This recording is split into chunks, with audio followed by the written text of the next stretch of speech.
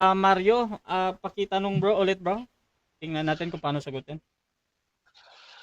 Eto, sabi mo kasi, sa pananampalataya lang maliligtas, narinig ka, maraming tao nakarinig sa'yo, hindi na kailangan ng gawa.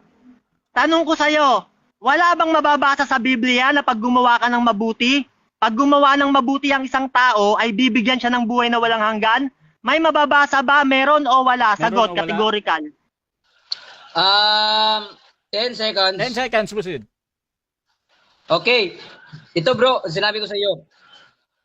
Wala tayong maano na, pero sinabi diyan na for by grace we have been saved. Next question. Diba? Next question, 10 seconds. Objection, Your Honor. Ang tanong ko sa kanya kung may mababasa ba. bro, 10 Meron o wala, yun lang ang isasagot niya. Bro Mario. Na may mabubuting gawa na Bro Mario. makakapagligtas. At 10 seconds yung ginamit niya sa pagsagot bro. Nag-explain siya ano doon. Pwede mong ulitin or kung i-rephrase mo. Proceed lang bro. 10 seconds yung ginamit niya doon. Proceed sa tanong. Okay, sige.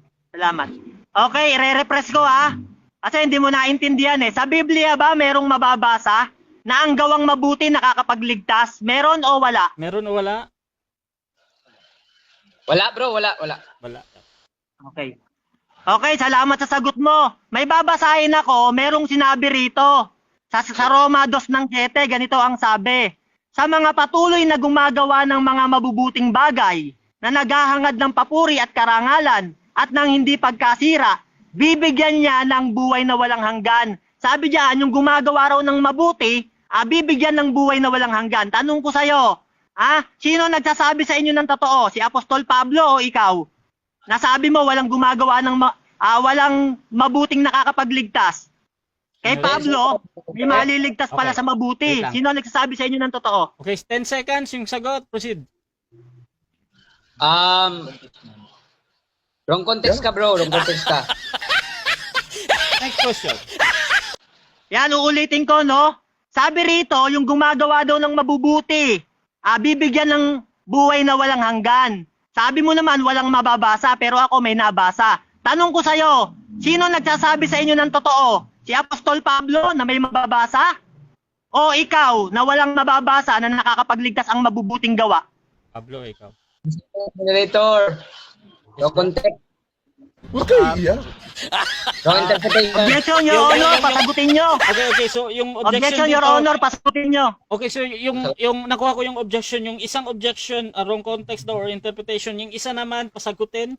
Sa akin dito mga kapatid, sa moderator kasi hindi ako judge dito kung that is the right context or interpretation. Pero yung tanong, lagi ko siyang iniisip or tinitingnan na valid naman yung question Even para sa kabila mali or tama. Ang dalawa lang dito mangyayari, sasagot ka brother Pastor Ariel ng 20 seconds or 10 seconds na pagpapaliwanag agad. So, sino daw yung tama? Ikaw o si Pablo or 10 seconds sagot? So, Ariel? Ang tama ako at si Pablo. Okay, proceed. 20 seconds, paliwanag.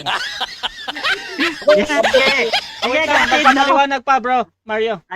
Sorry. Proceed, bro Ariel. Pastor. Okay. Ako at si Pablo ang tama. Kasi sinunod ko yung utos ni Pablo eh. Kasi pag patuloy mo yung pagbasa niyan, sinabi diyan na walang righteous, di ba? Walang righteous.